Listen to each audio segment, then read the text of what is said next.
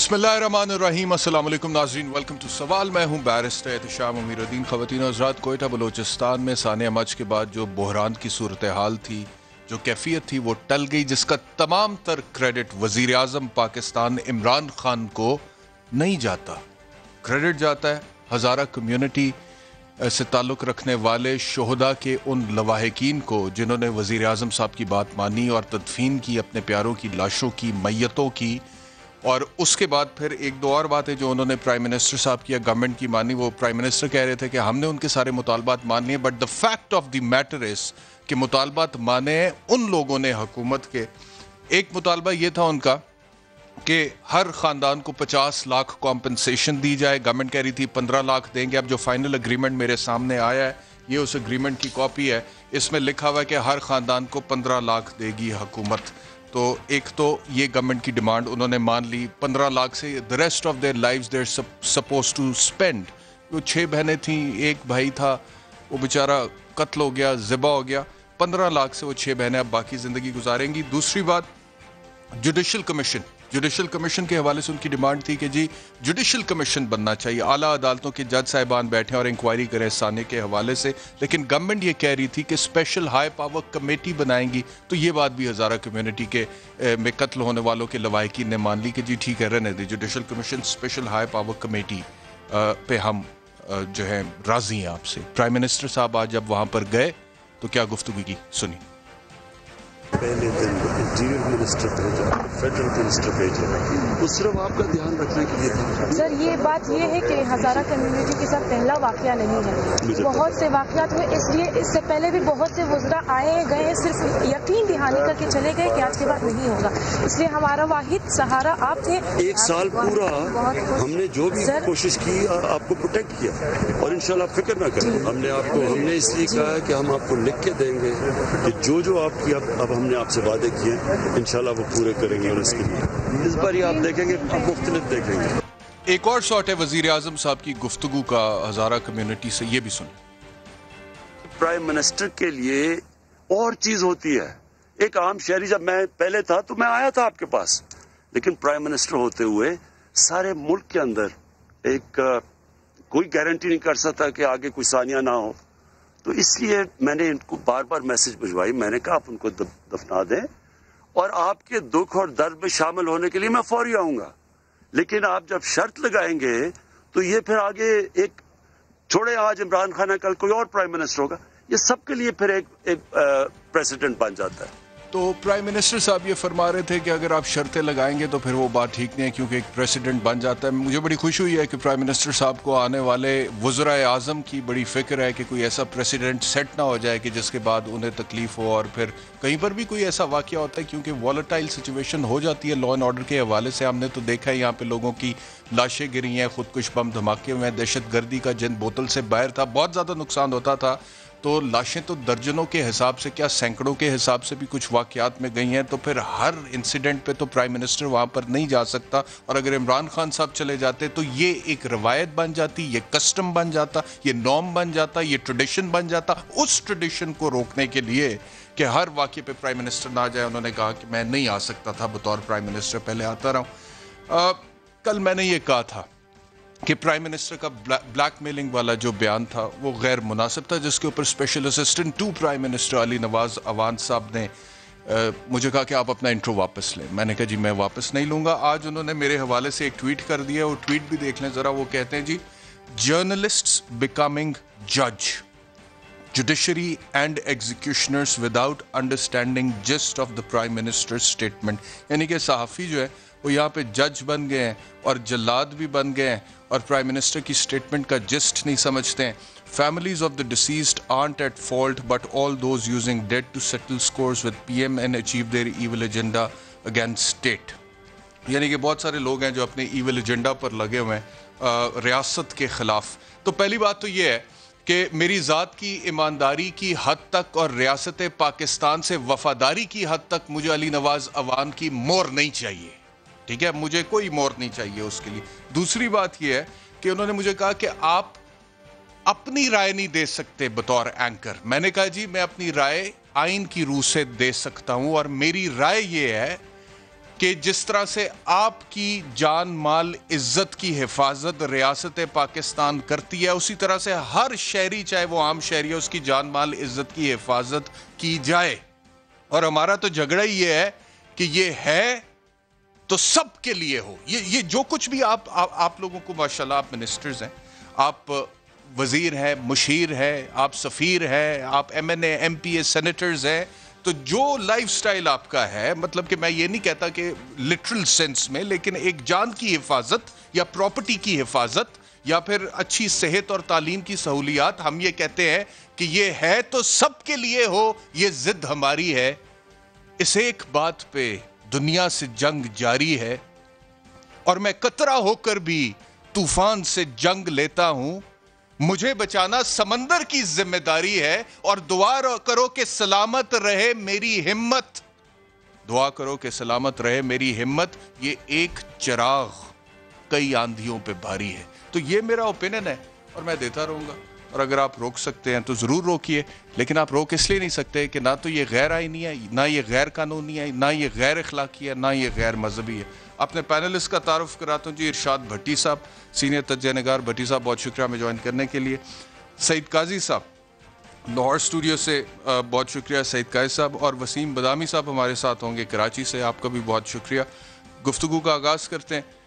سعید قاضی صاحب، prime minister صاحب آج وہاں پر گئے، انہوں نے جو گفتگو کی، کیا رائے آپ کی، کیا کہیے گا؟ ٹھیک ہے، وہ ہم کہہ سکتے ہیں دیر آئے درست آیت، کیونکہ کہانیاں یہ بیان کی جا رہی تھیں کہ کوئی سیکیورٹی تھریٹ بھی ہے اور کچھ ایسی بات شیخ رشید صاحب نے بھی کی تھی. لیکن جو آپ نے بنیادی بات کی ہے، یہ جو آپ نے بڑی بنیادی بات کی ہے کہ ہمارے تحفظ کی ذمہ داری کس کی ہے. اب دیکھیں نا اس میں پرابلم کیا ہے. پرابلم یہ ہے کہ وطن عزیز میں دو قسم کی سیکیورٹیز ہیں. ایک سیکیورٹی ہے آپ کی گیٹڈ کمیونٹیز کی، اور ایک سیکیورٹی ہے اس ملک کے ان لوگوں کی جو 80% ٹیکس دیتے ہیں ود ہولڈنگ ٹیکس کی صورت میں، اور وہ جو سارا جو ہے رقم وہ خرچ ہوتی ہے ان لوگوں کی سیکیورٹی پر. تو یہ جو یہاں پر کیا ہے، طبقاتی استعمال قانون کا ہم دیکھتے ہیں. یہاں پہ جو ہے وہ طبقاتی جو ہے نظام تعلیم ہے، یہاں پہ طبقاتی نظام سیکیورٹی ہے.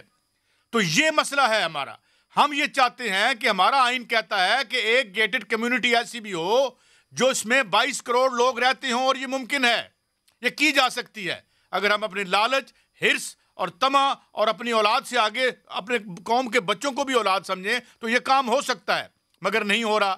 یہاں پہ کتنے عرصے سے یہ جنگ جاری ہے. کیوں ہے جنگ جاری؟ اس کی وجہ یہ ہے کہ یہ لوگ جہاں رہتے ہیں یہ خوف کے سائے میں نہیں رہتے. اگر یہ ہمارے ساتھ رہتے ہوں، ان کو وہی خوف ہو جو میرے ہزارہ کے بھائیوں اور بہنوں کو خوف ہے، تو پھر یہ یقیناً کچھ کریں.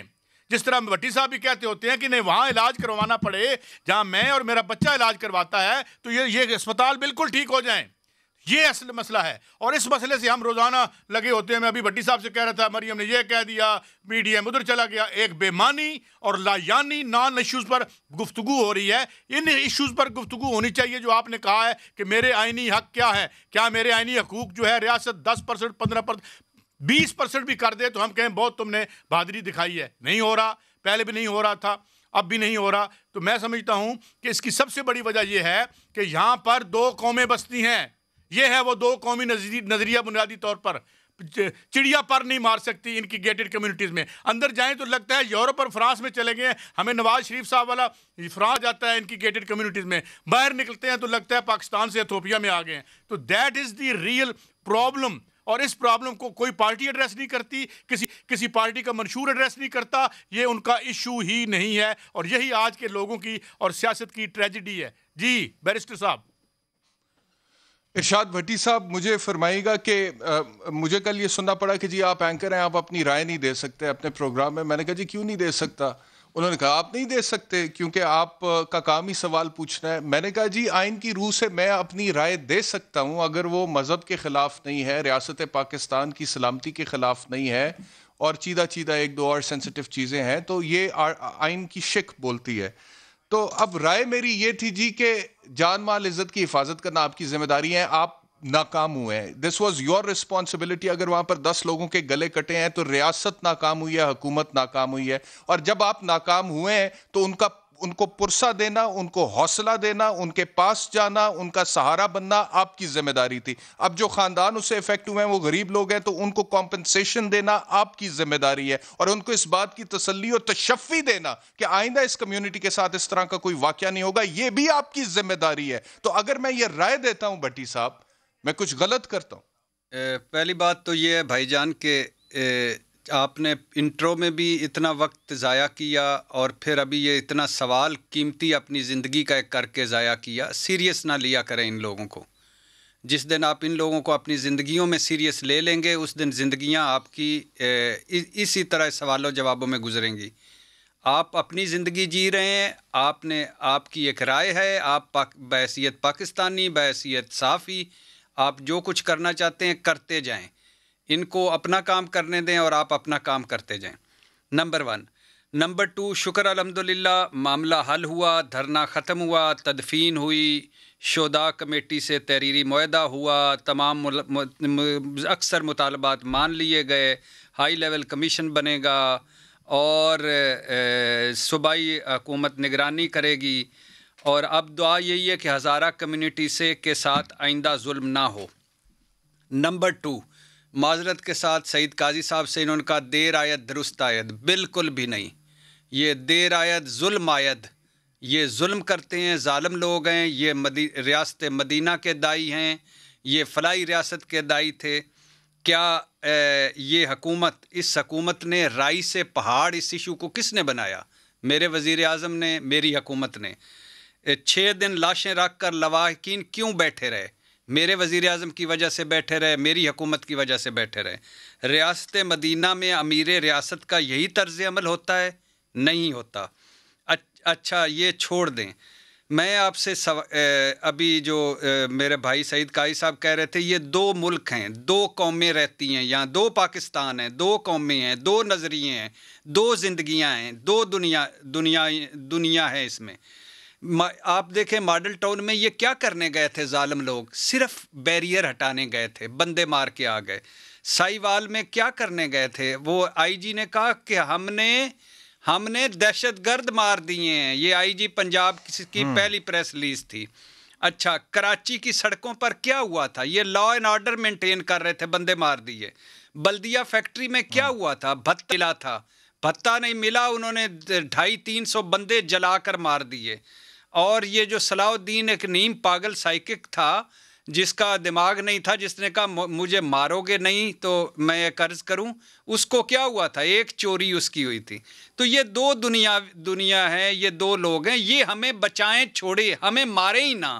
ہسپتال میں ان کی مہربانی, اگر ہمیں نہ ماریں, تھانوں میں نہ ماریں, کچہریوں میں نہ ماریں, ہمیں سرکاری محکموں میں بھی نہ ماریں, تو ان کی یہی بڑی مہربانی ہے. پولیس مقابلوں میں نہ ماریں, ہمیں بس جینے دیں. اگر اور کچھ ہماری زندگیوں میں نہیں کر سکتے تو جینے تو دیں. دوسری بات یہ کہ کیا حکومت مجرم پکڑ لے گی؟ نہیں پکڑ سکے گی. کیا ہزارہ برادری کو محفوظ کرنے کے لیے کوئی ٹھوس اقدامات ہو جائیں گے؟ بالکل نہیں ہو جائیں گے. کیا حکومت میں اتنی سخت طاقت ہے؟ کیا حکومت کا ٹریک ریکارڈ ایسا ہے؟ بالکل نہیں ہے. کچھ بھی نہیں ہوتا. یہ ظالم لوگ ہیں, یہ وعدے کرتے ہیں جھوٹے, یہ پرامسز کرتے ہیں جھوٹی, یہ باتیں کرتے ہیں جھوٹی. کوئی بتائیں, کسی فالو اپ دیں مجھے کوئی بتائیں, کوئی ایک ٹریک ریکارڈ بتائیں. بے نظیر بھٹو کے قاتل تو زرداری صاحب جانتے تھے, بڑی صاحب یہ بتائیے گا کہ یہ جو گورنمنٹ کا موقف ہے کہ ہم نے ہزارہ کمیونٹی کے سارے مطالبات مان لیے ہیں, آپ کو یہ موقف درست لگتا ہے؟ کیونکہ جو اگریمنٹ میرے پاس آیا اس میں تو ہزارہ کمیونٹی نے گورنمنٹ کے مطالبات مان لیے. جو ان کے مطالبات تھے وہ ایک طرف تھے, اور دوسری طرف گورنمنٹ نے ایک معاہدہ تیار کیا, اس میں مختلف شرائطیں تھیں. تو جو شرائطیں گورنمنٹ نے تیار کی تھی اس کے اوپر اب فائنل معاہدہ ہوا ہے. تو کیا یہ کہنا درست ہے کہ ان کے تمام مطالبات مان لیے؟ اور میں یہ نہیں کہتا کہ اگر کوئی سیاسی مطالبات ہے تو وہ بھی مانے جاتے. میں یہ نہیں کہتا کہ جی آئی جی ایف سی کو آپ انکوائری یا انویسٹیگیشن سے پہلے ہٹا دیں, لیکن کم از کم 50 لاکھ فی خاندان تو آپ دے سکتے تھے. کم از کم آپ جوڈیشل کمیشن بنا سکتے تھے. آئینی قانونی کام ہے, یہ 2 کام تو کر سکتے تھے. بھائی جوڈیشل کمیشن کتنے بنے ہیں؟ صرف ریلوے میں 86 حادثے ہوئے اور کمیٹیاں بنی, کمیشن بنے. کتنے چیزوں کے کمیشن بنے ہیں؟ کبھی کوئی فائدہ آیا؟ इनका कोई कुत्ता मर जाए, इनका कोई मोर मर जाए, इनका कोई तोता मर जाए तो उसकी फ़ौरन मुजरम पकड़े जाते हैं। हमारे बंदे मर जाएं तो नहीं। मेरा एक मुतालबा है, मेरा वज़ीर आज़म क्यों नहीं गया था, मुझे वजह बता दें। अगर ये सिक्योरिटी अहम हो गई है prime minister of Pakistan Imran Khan की, तो अपोजिशन लीडर जो इमरान खान था वो क्यों कि जरदारी साहब और राजा परवेज अशरफ को रेंटल जब पिछली मरतबा हज़ारा का पीपल्स पार्टी दौर में हुआ था तो वो क्या कर रहे थे, वो क्या फरमा रहे थे उस वक्त, क्या फरमा रहे थे? क्या ये लोग इतना अहम हो जाते हैं इक़्तिदार में आकर कि इंसानों की जानें इनके लिए छोटी पड़ जाती हैं? बदामी साहब जी, क्या एक तो मैंने आपको कई दफ़ा देखा, आप अपने शो में अपनी राय दे देते हैं यार, आप वहाँ पर एंकर बन के बैठे होते हैं। मेरे साथ तो ये हुआ है, कल वो मुझे कहते हैं जी कि आप एंकर हैं, आपका काम सिर्फ सवाल पूछना है। मैं मानता हूँ कि बुनियादी काम मेरा सवाल पूछना है, लेकिन आइन की रूह से अगर मैं अपनी राय देता हूँ तो क्या कोई ऐसी चीज़ है जो हमें रोकती है अपनी राय देने से? बदामी साहब। नहीं, बिस्मिल्लाहिर्रहमानिर्रहीम। मेरा ख्याल है कि अगर हम अपनी राय को राय के तौर पर ही पेश कर रहे हैं, मतलब आप ऑफ कोर्स ये बता कर कह रहे हैं ना कि भाई ये मेरा ओपिनियन है, ये सही है गलत हो सकता है, उसको आप कुछ ट्विस्ट करके नहीं पेश कर रहे हैं, तो बिल्कुल एक ओपिनियन दिया जा सकता है। और मैंने इस हफ्ते भी बहुत सारे प्रोग्राम्स किए हैं कि जिसमें मैंने अपना ओपिनियन दिया है कि जिस पे एनीवन कैन एग्री और disagree, what is wrong in it. बिल्कुल सही। अच्छा, अभी जो ये सानिया मच के हवाले से जिस तरह से ये सारा मामला जो है कंक्लूड हुआ है, व्हाट डू यू थिंक कि ये ठीक हो गया जी? जिस तरह से सेटल डाउन होना चाहिए था ठीक वैसे ही सेटल डाउन हुआ? नहीं एहतशाम में मुझे लगता है इससे बुरी हैंडलिंग नहीं हो सकती थी इस मामले की जिस तरीके से की गई है। हमें तो ये लग रहा था जब एक रात पहले हमारे प्रोग्राम में फिरदौस आशिक अवान साहब ने कहा कि लवाहिकीन हमें यकीन दहानी कराएं कि दफना देंगे तो वज़ीर आज़म साहब आएंगे वरना नहीं, तो मुझे यकीन माने बहुत सारे लोगों के फ़ोन आए कि फिरदौस आशिक अवान साहब अपनी कुर्सी से जाएंगी। अब ये जो बयान उन्होंने दे दिया है ना, वज़ीर आज़म साहब को इतना नागवार गुजरेगा कि ये क्या अब लवाहिकीन से कह रहे हैं यार आप कि यकीन दहानी कराएं। तो सुबह प्राइम मिनिस्टर साहब का खुद का बयान आ गया, तो मैंने उन सबको फिर कॉल बैक किया कि हुन आराम में मज़ा आया। प्राइम मिनिस्टर साहब खुद कह रहे हैं कि ब्लैकमेल मैं नहीं होगा भाई, ब्लैकमेल नहीं करूँगा मैं।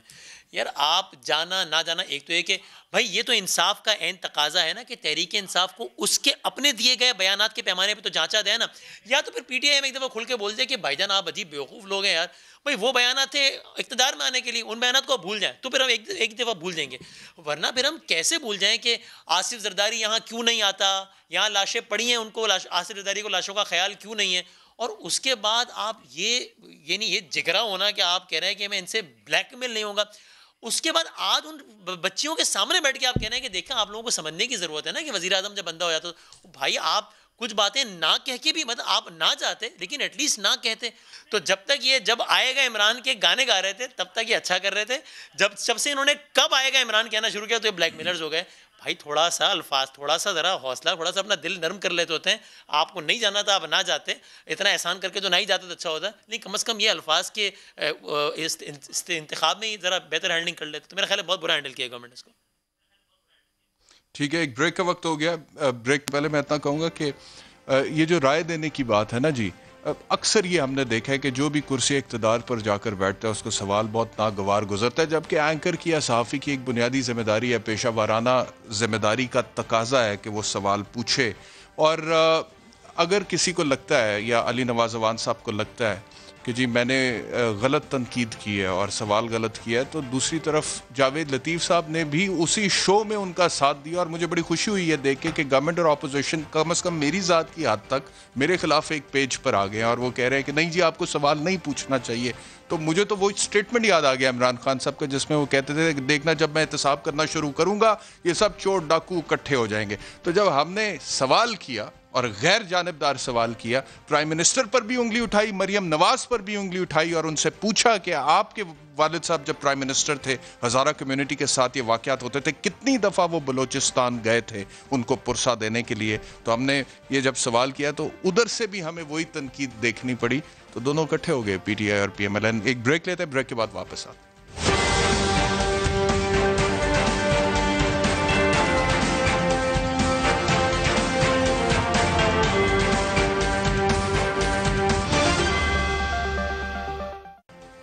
वेलकम बैक टू सवाल। कुछ बात करते हैं मईशत के हवाले से, और मैं देख रहा हूँ कि प्राइम मिनिस्टर साहब को जो भी ब्रीफिंग दी जाती है मईशत के हवाले से या दीगर मामलात के हवाले से बाद में हमें पता लगता है, और वो ख़ुद भी एक दो बार इस बात का ادراک کر چکے ہیں, بلکہ ایڈمٹ کر چکے ہیں کہ ہمیں پہلے صحیح انفارمیشن ہی نہیں ملتی, بعد میں پتہ چلتا ہے کہ اصل ہوا کیا ہمارے ساتھ. گردشی قرضے کے حوالے سے اگر میں آپ سے بات کروں سعید قائد صاحب, تو یہ ٹویٹ ہے میرے پاس مئی 2019 کا پرائم منسٹر آف پاکستان کا, جس میں انہوں نے یہ کہا کہ گردشی قرضے جو ہیں وہ ماہانہ اس میں جو اضافہ ہو رہا تھا 38 ارب سے کم کر 26 ارب پر ہم لے آئے ہیں, اور دسمبر 2020 تک یہ زیرو ہو جائے گا, صفر ہو جائے گا. بلکہ اس کے اوپر عمر ایوب صاحب کا ایک سارٹ بھی ہے میرے پاس, وہ بھی آپ کو دکھاتے ہیں, ذرا سنیے گا. جون 2019 تک انشاءاللہ تعالیٰ اس کو مہینے کا گردشی قرضے کا بہاؤ اس کو ہم لوگ کم کر کے 26 ارب تک لائیں گے. جون 2020 تک اس کو ہم لوگ 8 ارب روپے مہینہ تک لائیں گے. دسمبر 2020 تک انشاءاللہ تعالیٰ گردشی قرضوں کا بہاؤ صفر, زیرو ہم لوگ کر کے دیں. قائد صاحب, یہ اب جو گورنمنٹ کی اعداد و شمار ہیں اس سے پتہ یہ چل رہا ہے کہ جب پرائم منسٹر کو یہ بتایا گیا تھا کہ گردشی قرضہ جو ہے وہ 38 ارب جو ہے پر منتھ سے 26 ارب پہ آ گیا ہے ماہانہ, اس ٹائم پہ بھی وہ 45 ارب تھا, 38 ارب نہیں تھا بلکہ 45 ارب تھا, اور پھر ہر مہینے 45 ارب بڑھا. اور عمر ایوب صاحب کو پرائم منسٹر صاحب تو مبارکباد دے رہے تھے مئی 24 2019 کو کہ دسمبر میں یہ صفر ہو جائے گا, جیسے کہ عمر ایوب صاحب نے کہا, لیکن 2300 ارب پہ چلا گیا گردشی قرضہ. قائد سعید صاحب, تو یہ پرائم منسٹر صاحب کو بریفنگ ٹھیک نہیں جاتی ہے. اس کے بعد چینی کا بھی معاملہ, وہ بھی میں ڈسکس کرتا ہوں. دیکھیں, پہلی بات تو یہ ہے کہ جو گردشی قرضے کے موجد ہیں ان کو آپ ریگولیٹر لگا دیں گے تو یہی ہوگا. مگر پہلے دیکھ لیتے ہیں یہ گردشی قرضہ آسان اور سلیس اردو میں ہے کیا. میں پہلے دہرا چکا ہوں, اور on the risk of being repetitive میں دوبارہ دہراؤں گا کیونکہ یہ ہماری زندگی اور موت کا مسئلہ ہے. 1994 کے جو معاہدے تھے وہ فائنانشل ٹائمز نے چھاپ دیے تھے 2012 میں, اور میں نے سر پکڑ لیا تھا. وہ یہ تھے کہ 20 روپے آپ نے انویسٹ کیے, 80 روپے بینک سے لیے. 80 روپے جو آپ نے بینک سے پرائیویٹ آدمی نے لیے, اس کی ڈیٹ سروسنگ اور ادائیگی گورنمنٹ کرے گی. ان پٹ آپ کو گورنمنٹ دے گی. ان پٹ سے مراد کیا کہ اگر فرنس آئل لگتا ہے, گیس یا پیٹرول لگتا ہے تو وہ گورنمنٹ نے دینا ہے. 18 سے 22% جو ہے آپ کا ریٹ آف ریٹرن ہے جو آپ کو ملے گا ہر صورت میں. اور سب سے بڑی واردات, اگر آپ 100 میگا واٹ بنا سکتے ہیں اور 50 میگا واٹ بنا رہے ہیں تو پیسے آپ کو 100 کے ملیں گے. اب 2 روپے کی بجلی اگر آپ 10 اور 15 روپے کی بیچیں گے, پہلی بات یہ کون سے مقدس ہمارے معاہدے ہیں جو میرے اور آپ کے پیسوں سے ہوئے ہیں اور یہ باہر نہیں آ سکتے کورٹ میں. یہ فائنانشل ٹائمز نے بھی ڈاکٹر منیر اقبال کا کمال کا ایک جو ہے بلاگ تھا, اس میں سے یہ نکالے, اور میں نے اور پھر یہ سٹوری آ چکی ہے کہ 30% ان پٹ جو ریاست ان کو دیتی ہے وہ باہر مارکیٹ میں بک رہا تھا. یہ لاہور میں یہ مین بولے واٹ پہ دفتر تھا. تو یہ ہوگا, یہ اس وقت تک. اب کیا وہ کیا کہتے ہیں, وہ کہتے ہیں جناب ہم نہیں مانتے یہ جو آپ معاہدے کر رہے ہیں. بات یہ ہے کہ آپ میں جان نہیں ہے. یہ 23 بلین کیا, یہ 38 بلین تک 3800 ارب تک بھی جائے گا, اور یہ تھیفٹ ہے. اور میں آپ کوٹ کر رہا ہوں ورلڈ بینک کو, اس کی پریس ریلیز ہے. وہ کہتے ہیں 10 سالوں میں 45 بلین ڈالر کی ڈکیتی ہوئی ہے. خواجہ آصف از آن ریکارڈ, وہ کہتے ہیں بجلی نہیں بن رہی. اور یہ اس نے تب کہا جب وہ وزیر برائے پانی اور بجلی تھا کہ یہ ڈے لائٹ رابری ہے, دن دیہاڑے ڈکیتی ہے. یہ ڈکیتی کو پریزائڈ اوور کر رہے تھے. آپ کون کھول کے بات کیوں نہیں کرتے, کس کس کے اس میں حصے ہیں, یہ کہاں تک مال جاتا ہے, یہ نہیں ٹھیک کر سکتے. اور میں ڈاکٹر اکرام الحق کو کوٹ کر رہا ہوں, بہت بڑے اور اپرائٹ آدمی ہیں. انہوں نے کہا جا کے ریسیور بٹھاؤ, یہاں کے ان کا آڈٹ کراؤ اور ان کو پکڑو. اگر جرم نہیں کیا تو ان کو ہم سلام کر کے تمغہ امتیاز دے دو, اور اگر جرم کیا ہے تو انہیں جیلوں میں ڈالو. ورنہ یہ گردشی قرضہ آپ کی معیشت کو لے کے بیٹھ چکا ہے. یہ وہ توق ہے جو آپ کی معیشت کو اور آپ کی یہ جو مینوفیکچرنگ سیکٹر ہے یہ کبھی بھی کمپیٹیٹیو نہیں ہو سکتا. یہ جو کہہ رہے ہیں نا چلی ہے آپ کی یہ تھوڑی سی انڈسٹری فیصلہ آباد میں, یہ تھینکس ٹو کووڈ چلی ہے. اور یہ اگر دنیا کھلتی ہے تو یہ ہمارا بہت برا حال ہوگا. میں نے خان صاحب سے بھی ایک پہلے درخواست کی تھی بہت عرصہ پہلے انٹرویو میں کہ ایک چیز سمجھ لیں, منیمم بیئر منیمم یہ ہے کہ یہ آپ کو اٹھانے پڑیں گے IPPs, ورنہ یہ آپ کو they will drag you down to the drain, یہ آپ کو فارغ کر دیں گے. یہ ایک بات اور آخری بات کر رہا ہوں. اچھا بٹی صاحب کی تھی وہ بات یہ ہے جی فرمائیں.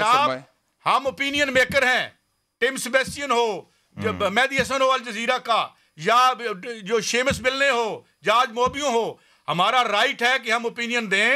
اور عوام کا رائٹ ہے کہ ہمیں رد کریں یا قبول کریں, but this is our job, اور ہماری جاب سے آپ ہمیں روک نہیں سکتے. جی بٹی صاحب, ایک ایک شارٹ پرائم منسٹر صاحب کا جس میں وہ کہہ رہے ہیں کہ ہمیں تو 3 مہینے پہلے سمجھ ہی نہیں لگی کیا رہا ہے, پہلے منسٹری کوئی ایک بات بتاتی تھی, بعد میں دوسری بات آتی تھی. یہ ذرا سنیے.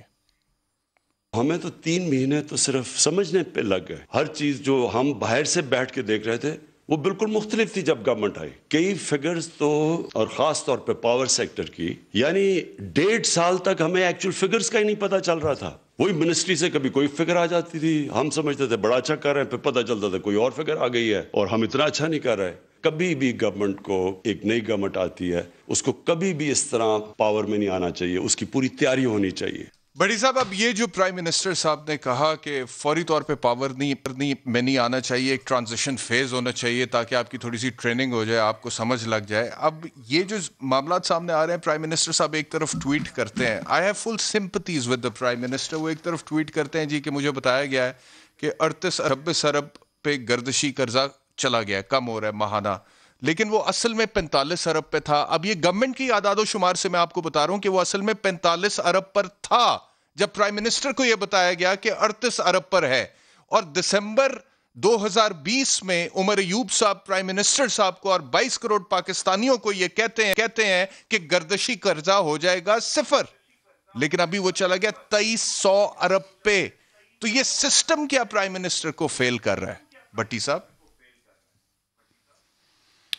پہلی بات تو یہ کہ دعا کریں کہ 3 مہینے بعد وزیر اعظم صاحب دوبارہ نہ کہیں کہہ دیں کہ ہمیں تو 2.5 سال تک سمجھ ہی نہیں آئی تھی کہ ہونا کیا ہے اور ہو کیا گیا ہے. اور دعا کریں کہ اس حکومت کے خاتمے پہ یہ نہ کہہ دیں کہ یہ 5 سال تو میں نے تیاری کے لیے, اگلی 5 سال میں خدمت کروں گا ملک و قوم کی. دوسری بات یہ ہے کہ وزیر اعظم صاحب نے یہی کہا, شکر ہے کے پی کے پچھلی مرتبہ کہ ہمیں حکومت نہیں ملی وفاق میں, کہ ورنہ تو ابھی ہم کے پی کے میں تیاری ہو گئی. کے پی کے میں الحمدللہ جا کے دیکھیں جو ساری چیزیں تباہ و برباد ہوئی پڑی ہیں. جو تھوڑا بہت ہو گئی تھی, 2 چیزیں بیچی تھی, ہیلتھ, پولیس اور تعلیم.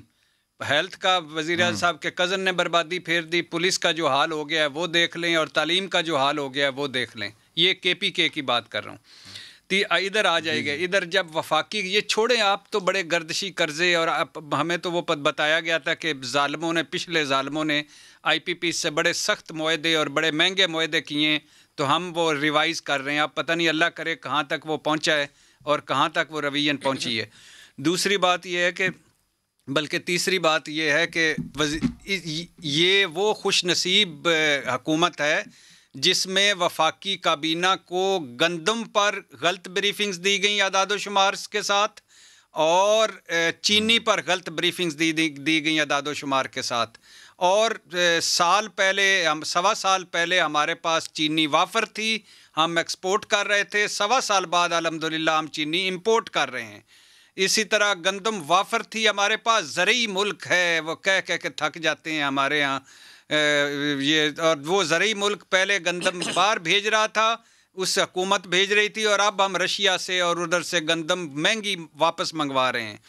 اور یہ وہ ملک ہے جہاں وزیر اعظم صاحب نے 110-15 روپے فی کلو چینی پر پہنچے 55 روپے سے یا 57 روپے سے. تو وزیر اعظم صاحب نے جب وہ 85 پہ آئی تو اس کے بعد وزیر اعظم صاحب نے ٹویٹ کیے کہ میں نے کمال کر دیا ہے. 55 سے 85-87 پر 20-22 روپے زیادہ پر کمال کر دیا ہے. پہلے 110 پہ جو گئی وہ کمال نہیں بتایا, 187 پر آ گئی وہ کمال بتایا. اور یہ ہمیں شہزاد اکبر صاحب بتاتے ہیں کہ 1 روپیہ چینی بڑھے تو 5 ارب مل مالکان کے جیب میں جاتا ہے. تو 22 روپے وہ بڑھی, اس کے بعد وہ آگے بڑھی اور پھر بڑھتی جا رہی ہے. 17 مرتبہ نوٹس لیا وزیر اعظم صاحب نے چینی اور مہنگائی کا. 9 کابینہ میٹنگ میں وزیر اعظم نے چینی اور مہنگائی کی, اور اس کے بعد یہ ہوا. بڑی صاحب یہ چینی کے حوالے سے جس ذکر کر رہے ہیں, یہ دسمبر 12 2020 کا ٹویٹ ہے پرائم منسٹر آف پاکستان کا. یہ آپ اپنی اسکرین پر دیکھ بھی سکتے ہیں, جس میں پرائم منسٹر نے کہا کہ ماشاء اللہ sugar is selling at a national average of ₹81 per kg versus ₹102 per kg a month back. I want to congratulate my team for bringing the sugar prices down through a prolonged strategy.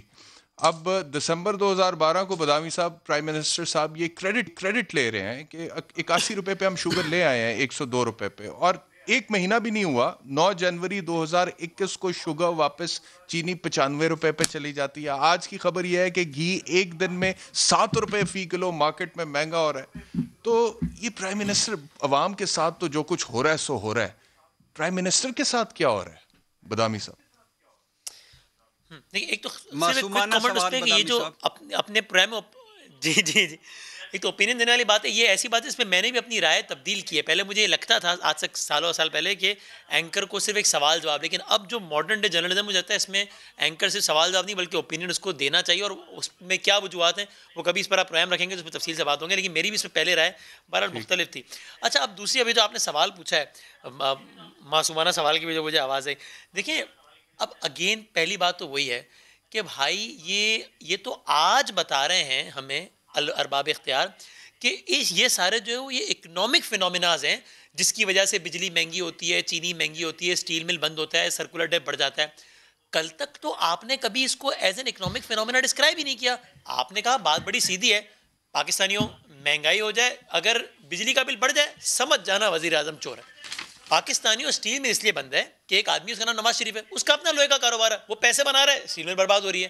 تو پاکستانیوں چینی اس لیے مہنگی ہو رہی ہے کہ ایک آدمی ہے اس کا نام آصف زرداری ہے, وہ شوگر ملے پیسے بنا رہا ہے سب.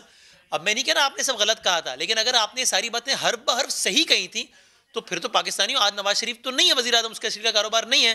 آج آصف زرداری صاحب تو آج تو اپنی کرنے کے منمانی کرنے کے اس میں نہیں, آج تو آپ ارباب اقتدار ہیں, تو بھائی آج آپ کر لینا معاملہ. تو گورننس کے فرنٹ پہ معاملات بہت زیادہ حد تک خراب ہوئے ہیں. ہر گورنمنٹ پاپولر پالیٹکس کرتی ہے, آج کی اپوزیشن بھی کر رہی ہے, ہر اپوزیشن کرتی ہے, لیکن میرا خیال ہے خان صاحب نے بہت زیادہ اوور کمٹ کیا ہے اور پھر بہت زیادہ انڈر پرفارم کیا ہے. یہ گیپ بہت زیادہ بڑا ہو گیا ہے. میں نے آئی ڈونٹ نو آپ لوگ اس سے ایگری کریں گے یا نہیں, پلیز بتائیے گا کرتے ہیں نہیں. آنیسٹ ٹو گاڈ میں نے اپنی لائف میں اس انداز سے, ہر دور میں مہنگائی وغیرہ پریشانی ہوتی, اتنا زیادہ معاملات, یہ میں پری کووڈ بات کر رہا ہوں, کووڈ کے بعد تو چھوڑ ہی دیجیے, میں نے اتنا زیادہ لوگوں کو پریشان نہیں دیکھا. تو پھر جب ہم بات کرتے ہیں نا کہ دیکھو وہ سب تو ٹھیک ہے, لیکن دیکھو ہم ایکسپورٹ کو ہم ٹریڈ ڈیفیسٹ پتہ نہیں کہاں چلا گیا, ٹریڈ ڈیفیسٹ سرپلس میں آ گیا ہے, فلاں یہاں آ گیا ہے. تو بھائی عام آدمی کو تو ڈیفیسٹ کی, جو بالکل عام آدمی ہے اس کو تو شاید اسپیلنگ کا اور مطلب بھی نہ پتا ہو, اس کو بھائی اس سے مطلب ہے کہ میری جیب پہ پہلے کتنا بوجھ تھا, آج اس سے کم بوجھ ہے زیادہ. اگر آج اس سے زیادہ ہے تو پھر وہ اس سارے فلسفے کا کیا کرے گا, اس کو تو اپنی جیب سے مطلب ہے نا.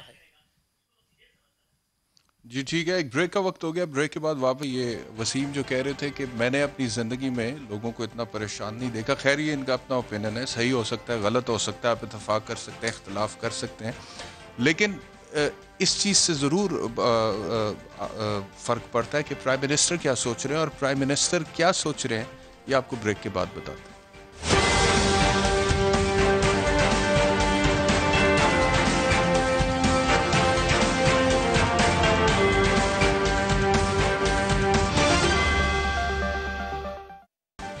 ویلکم بیک ٹو سوال. سعید کا ایسا بات ہی ہو رہی ہے کہ وزیر اعظم صاحب کے ٹویٹس کی روشنی میں, جو کہ میں بار بار دکھا بھی رہا ہوں, کہ وزیر اعظم صاحب کو جب بتایا گیا کہ اس وقت گردشی قرضہ 38 ارب روپے ہے ماہانہ, اور یہ 26 ارب پہ ماہانہ چلا گیا ہے, اور اب یہ کم ہو رہا ہے, اور دسمبر 2020 میں جا کے یہ بالکل صفر ہو جائے گا. تو اس ٹائم پہ, اس سارے ٹائم پہ 45 ارب فی منتھ پر منتھ کے حساب سے گردشی قرضہ بڑھ رہا تھا, جو کہ اب 2300 ارب پہ پہنچ گیا. چینی کی بات کریں, وزیر اعظم صاحب کو کہا گیا کنٹرول کر لیا ہم نے مافیا کو, اب 100 روپے سے 102 روپے سے 81 روپے پہ چینی آ گئی ہے, لیکن ایک مہینہ نہیں ہوتا وہ واپس 95 پہ چلی جاتی ہے. اب وزیر اعظم صاحب کیا کہہ رہے ہیں ایک انٹرویو میں ہمارے ہی سما ٹی وی کو دیے ہوئے, یہ ذرا سنیے. یہ میڈیا کی ایک میرا بہت بڑا کمپلینٹ ہے کہ 30 سال سے اس ملک میں ان کے دور میں وہ ایک دوسرے کو کرپٹ کہہ رہے ہیں, ان کے اوپر باہر کتابیں لکھی ہوئی ہیں ان کی کرپشن کی, ان کو کمپیئر کریں وہ پارٹی جو بھی 2 سال سے آئی ہے. پھر میڈیا میں وہ بیٹھ جاتے ہیں وہ ٹاک شوز کے اوپر, ایک ہوتا ہے وہ ایسے لوگ ہیں جس کے اوپر 18 قتل ہیں, دوسری طرف ہمارا ایک ممی ڈیڈی ٹائپ بیٹھا ہوتا ہے. قرآن کی آیت ہے کہ کیا ایک بد کردار آدمی اور ایک جو کہ ایک نیک آدمی ہے, وہ ان کو آپ ایک ہی ترازو میں تولیں گے؟ وہ نہیں ہے, برابر نہیں ہے. وہ بہت ججمنٹل ویسے اسٹیٹمنٹ تھا. قائد صاحب وہ کہتے ہیں کہ ایک طرف وہ آدمی بیٹھا ہے جس پہ 18 قتل ہے, دوسری طرف ہمارا ایک ممی ڈیڈی بیٹھا ہوتا ہے, تو انہیں لگتا ہے کہ انہیں ریپریزنٹ صحیح نہیں کیا جا رہا. دیکھیں بات یہ ہے کہ عمران خان صاحب نے یہ جو بات کی ہے نا کہ مجھے بات سمجھ میں نہیں آ رہی تھی، میں اسے بڑا اپریشیٹ کرتا ہوں. اگر انہوں نے صدق کے دل سے کہی ہے تو وہ آج بات سمجھ لیں. اس کی وجہ یہ ہے ہمیں پہلے ہی سمجھ تھی. آپ دیکھیں یہ ہوا کیا ہے. یہاں سے صرف میاں نواز شریف صاحب رخصت ہوئے ہیں، کارٹلز رخصت نہیں ہوئے. آج جو خود بینیفیشری ہوتے ہیں چینی کی قیمت میں اضافے کے، وہ اسی پہ سر آپ نے سارے ریاست کے اثاثے آف لوڈ کر دیے. 100 آپ نے جو پرائیویٹائزیشن کی جس میں 90 فیکٹریاں بند ہو گئی ہیں. آج آپ کی معیشت کے لیور، مین لیور جو ہیں وہ عالمی مہاجروں کے پاس ہیں، باقی ان کے پاس ہیں، اور جو ان کے کیبنٹ میں بیٹھے ہوئے ہیں ان کے پاس ہیں جنہوں نے سٹیل مل برباد کی. یہ اکنامک ماڈل 2 نمبر ہے. خان صاحب اگر آپ کو یہ ریئلائزیشن ہو گئی ہے تو I am the happiest man under the sun.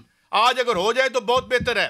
آج جو لوگ پیٹ رہے ہوتے ہیں، ارے دیکھیں مکان کون بنائے گا، کیا کرے گا، ہاؤسنگ سوسائٹیوں کے یہ مالک ہیں، چینی بڑی مہنگی ہو گئی، خود ڈائریکٹ بینیفیشری ہیں.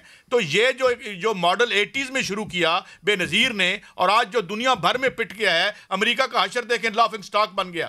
تو مسئلہ یہ ہے کہ ریئلائز آج بھی کر لیں. میرا سوال آپ جو ریاستی فریضے ہیں، میرا سوال یہ تھا کہ پرائم منسٹر یہ کہتے ہیں انہیں لگتا یہ ہے کہ ان کی گورنمنٹ کی جو بھی پرفارمنس ہے اسے صحیح طرح سے ریپرزینٹ نہیں کیا جاتا میڈیا کے اوپر، اسی لیے وہ کہہ رہے ہیں کہ ایک طرف ایسے بندے کو بٹھایا ہوتا ہے جس کے اوپر 18 قتل ہے، دوسری طرف ہمارا ایک ممی ڈیڈی بٹھایا ہوتا ہے.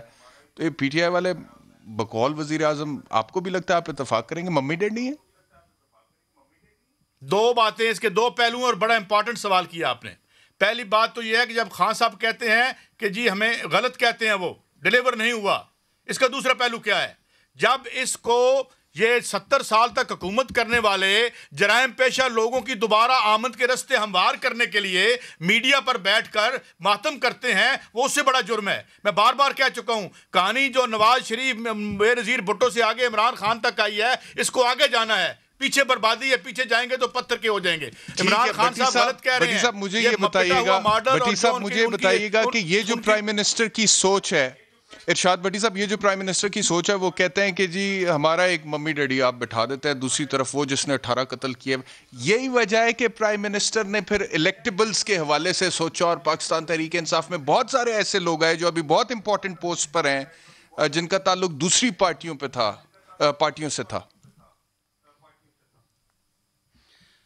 ابھی وقفے میں سعید قاضی صاحب نے استاد امان اللہ صاحب کی ایک بات سنائی، مرحوم امان اللہ صاحب کی. تو یہ جو اتنا ہیوی شو آپ کر رہے ہیں اس میں وہ میں ضرور سنانا چاہوں گا پوری قوم کو. وہ یہ ہے کہ وہ کہتے ہیں، ان کی ایک تھی کہ جو دھرتی ماں کہتے ہو، دھرتی ماں دھرتی ماں دھرتی ماں، اور دھرتی ماں کی رجسٹریاں کرواتے ہو. یہ آپ نیچے سے اوپر لے جائیں تو یہی ہے. دوسرا بادامی صاحب کے لیے شعر ایک چھوٹا سا ہے. بڑا محسوس ہوتا ہے تیرا محسوس نہ کرنا. تو اب آ جائیے گا، یہ وزیر اعظم صاحب نے جو کچھ کہا بالکل صحیح کہا. اور کیا ہم وزیر اعظم صاحب سے پوچھنا چاہتے ہیں کہ کیا ہم بھی اب آپ کے بندوں کو ممی ڈیڈی کہہ سکتے ہیں؟ چلو وہ تو قاتل ہیں. اور دوسری بات ہے کہ انہی ممی ڈیڈی کی وجہ کی بدولت آپ نے ان قاتلوں کو شکست دی، بدماشوں کو شکست دی. اب لڑیں بہادری کے ساتھ، یا اپنے پاس سے کوئی بندے بھیجیں جو ممی ڈیڈی نہ ہوں تاکہ ان کا مقابلہ کر سکیں. اچھا جی بادامی صاحب، یہ ایک تو مجھے ذرا سمجھائیے ممی ڈیڈی کیا ہوتا ہے بادامی صاحب. دوسرا یہ ہے کہ میں تو دیکھتا ہوں کہ بڑا ڈیفینڈ کر رہے ہوتے ہیں. Right question for right people. میں نے عمران خان صاحب کا پرابلم یہ ہے کہ right people for right job نہیں ہے. بادامی صاحب یہ دیکھیں نا، یہ فردوس عاشق اوان صاحبہ جب پریس کانفرنس کرتی ہیں، یا فیاض الحسن چوہان صاحب جب پریس کانفرنس کرتے ہیں، یا پوچھا ہے آپ نے بادامی صاحب سے، ڈاکٹر شہباز گل بھی بول رہے ہوتے ہیں. تو آپ کو لگتا ہے کہ پرائم منسٹر جو کہہ رہے ہیں ممی ڈیڈی ہو ممی ڈیڈی؟ جی لیکن بھائی میرا یہ خیال ہے کہ ممی ڈیڈی سے مراد ان کی شاید یہ کہ ہمارا ایک سادہ سا شریف سا آدمی ہوتا ہے، اور دوسری طرف جو ہے وہ دیکھیں کس طرح کے لوگ ہوتے ہیں. ایک تو میں بڑا دس بستہ گزارش کرتا ہوں کہ میرا خیال ہے یہ ہم جو اتنی کنوینئنس سے سب کے لیے دیکھا ہے کس طرح آرام سے پتلی گلی سے بادامی صاحب نکل گئے ہیں. یہ ہے فن اینکرز کو، ہم تجزیہ نگار مارے جاتے ہیں. انہوں نے کہا ممی ڈیڈی کا مطلب کیا ہوتا ہے. میرا خیال ہے کہ ان کے خیال میں یہ مطلب ہوتا ہے کہ ایک طرف 40 گھنٹے بادامی صاحب سے بلا لیں اور بعد میں مجھے خبر بنا کے 2 کالمی دکھا دیں. یار میں خبر دینے تھوڑی بیٹھا ہوں، میں تو دینے کے لیے بیٹھا ہوا نا بھائی. جی اچھا دوسری تو ایک تو میں کہہ رہا تھا کہ ہم اتنی کنوینئنس سے، یعنی مجھے طاہر القادری صاحب نکلتے ہیں، وہ کہتے ہیں آج کا حکمران یزید سے بھی بدتر ہے. ارے بھائی آپ نے کیا کہہ دیا جوش خطابت میں؟ وہ یعنی اتنا آرام سے کنوینئنس ہم اتنے مقدس حوالے دے رہے ہوتے ہیں کہ کوئی بات ہی نہیں. ایسے میرا خیال ہے تھوڑا سا اجتناب کر لینا بہتر ہے. اگین جو بات آپ نے کہی بینگ ویری ججمنٹل کہ یہ بد کردار ہے اور یہ شریف النفس آدمی ہے. بھائی جس کو 18 قتل کا الزام ہے نا، اگر ان کا اشارہ رانا صلی اللہ صاحب کی طرف ہے، میرا یہ خیال ہے کہ ان کی طرف ہے شاید، تو آپ کو اس سے اتنا پرابلم تھا کہ آپ نے کہا تھا مونچھوں سے پکڑ کے اندر ڈالوں گا، اور ایسا کرنے کے لیے آپ کو ہیروئن برآمد کروانی پڑی اس سے، اور وہ کیس اتنا فارغ تھا کہ ہنسی آ گئی سب کو کہ یار آپ کو یہ کروانا پڑا اس کے لیے. اچھا اب جو آپ کے خیال میں، میری مجال نہیں، جو آپ کے خیال میں پنجاب کا نہیں، جو آپ کے خیال میں پاکستان کا سب سے بڑا ڈکیت تھا، وہ پاکستان کے سب سے بڑے ایوان کا اسپیکر ہے اس وقت. جو آپ کے خیال میں اس قابل بھی نہیں تھا کہ اس کو چپراسی لگایا جائے، وہ پاکستان کا وزیر داخلہ ہے اس وقت. تو حکم ہمارے لیے کیا ہے؟ ہمارے لیے حکم یہ ہے کہ یار دیکھو میں اس کو آج بھی ڈکیت سمجھتا ہوں تو تم اس کو شو میں نہ بٹھاؤ. آج میں اس کو ڈکیت نہیں سمجھتا، آج میں نے اس کو اسپیکر بنا لیا، ہاں اب تم اس کو شو میں بٹھاؤ. ٹھیک ہو گیا جی، میں اس کو آج چپراسی وقت بالکل ختم ہو گیا. آپ تینوں مہمانوں کا بہت بہت شکریہ. آپ جاتے جاتے سعید قائد صاحب نے جو کہی تھی کہ we not just giving opinions, we making opinions. I stand by it. کل آپ سے دوبارہ ملاقات ہوتی ہے. اللہ حافظ.